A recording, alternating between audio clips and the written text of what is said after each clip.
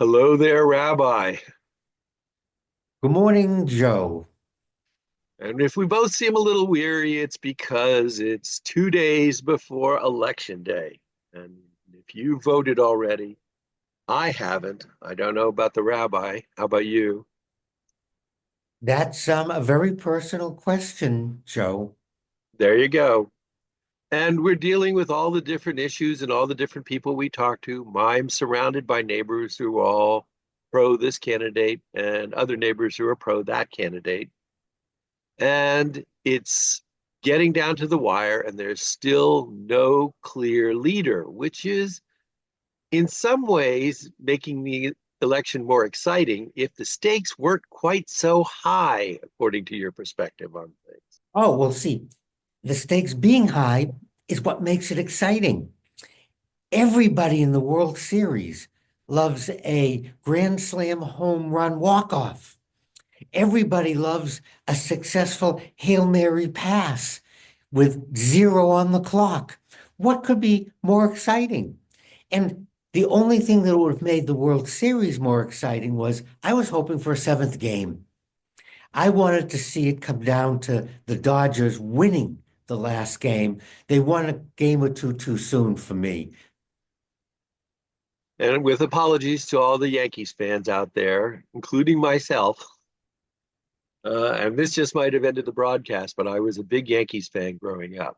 Anyway, but the stakes are a little bit higher than your home team pennant this time, aren't they? I mean, everybody's talking about the dire consequences of what's going to happen if the wrong candidate wins. That's what makes this so exciting. Each side is going beyond the extreme and telling us unbelievable things, believable things, and therein lies both the problem and what's generating the excitement. It's hard to tease out. It's hard to sort out how much is misinformation, in other words, lying, how much is truthful, how much will really happen, how many people have a vested interest in this candidate and will benefit financially, personally, career-wise.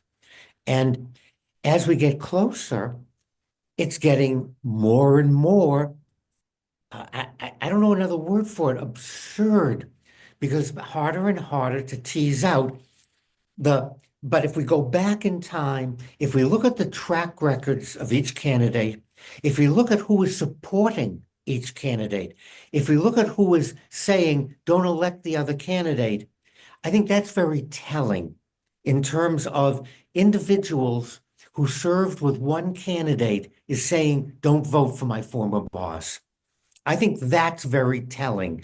And I think the list of individuals who worked for one candidate and said, she was my boss, you have to vote for her. I think that's a better indicator than what each person is saying about the other one. Because think about where you worked, think about who you worked for. And would you vote for your former supervisor, your former boss? And who walked away, who stayed, who were the supporters?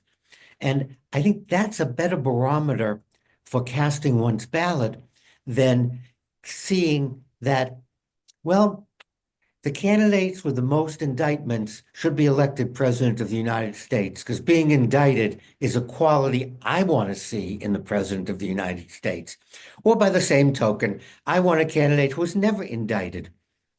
Um, but be that as it may, Joe, I think these last couple of days are going to get even better in absurdity. I personally think Donald Trump's chances would improve tremendously with a few prison tattoos that he could show off. But that aside, can we take some comfort in the thought that all the things that are being used, what word you care for, promised if elected or threatened if elected, are not always possible or doable when you look back at the history of the last several presidencies? Is there something that we could take away from all this before the election that says, well, no matter who wins, it can't get that bad? Or should we start to really worry and dig shelters in our basements. I think it can get that bad, Joe. And I think Hitler's coming to power is a perfect example of the Bundesrat thinking they could control Hitler and it could never be as bad as he's saying. He could never exterminate people. He could never build death camps. So if you go and look at that, it's a good example of don't take comfort in it can't be that bad because it can and it was. Stalin, another example of how it could be that bad.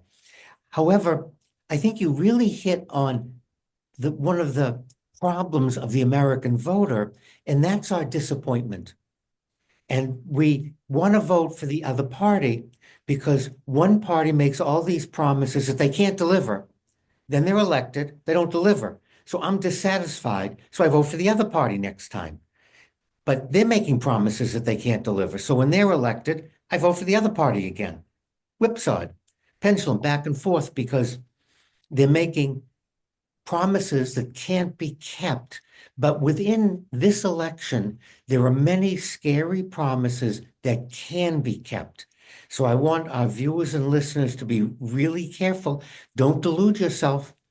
And if you need to know why, study history. Well, I don't have to study history to know that you're usually right about these things, Rabbi. And it's something for everybody to think about when they go into that little box with their pencil or pen and check off who they want to vote, run the country for the next 4 years. Thank you, as always, for your advice. And I think we can both share the message. Whatever you do, get out there and vote. And I want everyone to know that I'm thinking of running for some political office, and you'll know when I'm running because I will have been indicted, because evidently, the more you get indicted, the more people vote for you.